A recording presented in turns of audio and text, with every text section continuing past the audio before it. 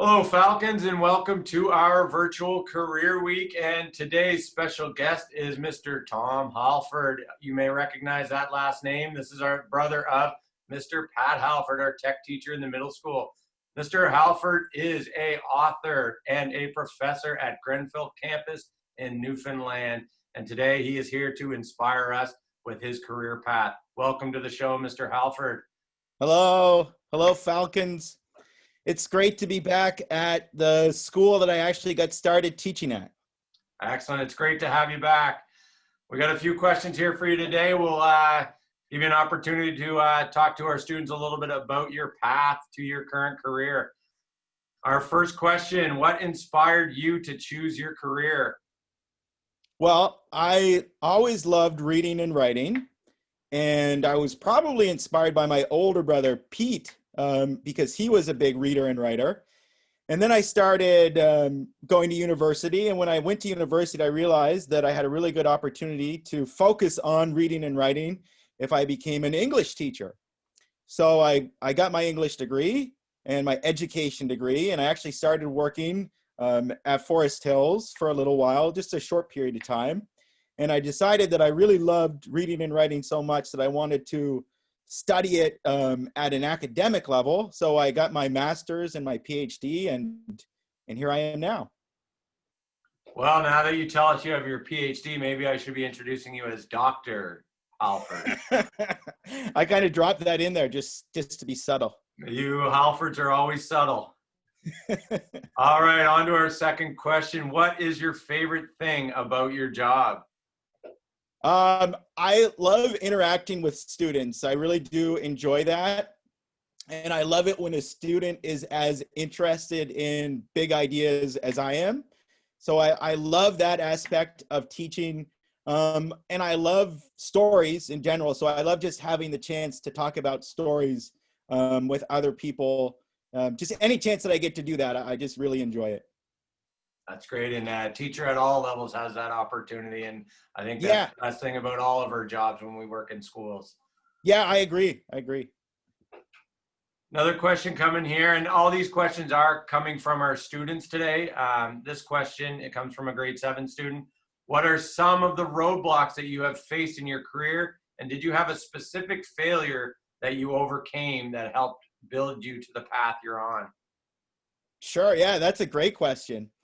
So, I mean, what happens to get your PhD is you need to write a dissertation, which is about a 300-page book. And you need to do a bunch of research. You need to read like 300 books, and you need to be able to talk about them all. And so the first time I actually submitted my thesis, I was told that I needed to rewrite it. And I had already been going to school for my PhD for about 4 or 5 years at that point. And I just thought, wow, how am I going to rewrite all of this? We had, my daughter Violet was little at the time, and we had another one on the way. And I just thought, how am I ever going to rewrite this entire thesis and finish my PhD? So that was the biggest roadblock, but I got through it. I mean, I just decided to persist and rewrite it and do all the hard work I needed to do. I mean, I was working full time as well as doing my PhD. So that was definitely the biggest roadblock. But I mean, I think there's something to be said for failure in the sense that, you know, I didn't fail, but I mean, it was a significant sort of setback, but you get pushed a little bit. And then there's that test of like, can you do it or can you not do it? And if you can do it, then I think you're stronger for it.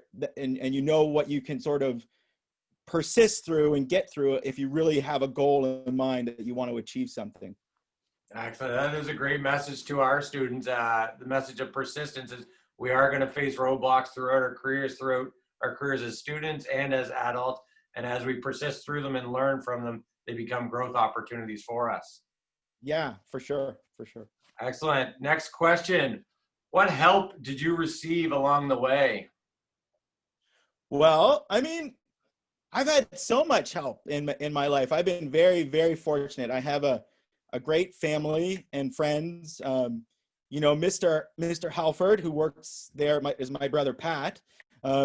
He's always helped me with, you know, my first book that I published. he read through it, and he told me, what was good, what was bad, what I needed to change, what was maybe a little bit too weird. And a lot of it I just left in anyway. But yeah, I mean, probably I've been very fortunate. I've gotten so much help from family and friends. And I think the biggest thing about that is just taking notice of it, right? Because sometimes we can forget how much help we get from the people who are around us. Excellent answer. Excellent answer. And our final question today, when you're working in an environment where you sometimes have to lean on others, how important is it to work with others around us and work in a team environment? I mean, I think that is essential, right? You can make other people's lives better or you can make them worse.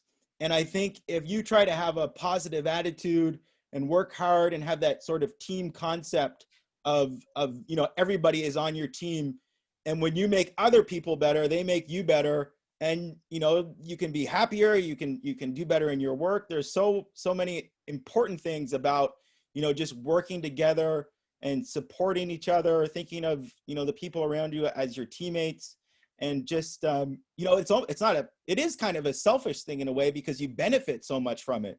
And the opposite of that is tearing people down and being jealous of them, and that's a miserable way to live. And I think it makes everybody worse at their jobs and less happy in their environment.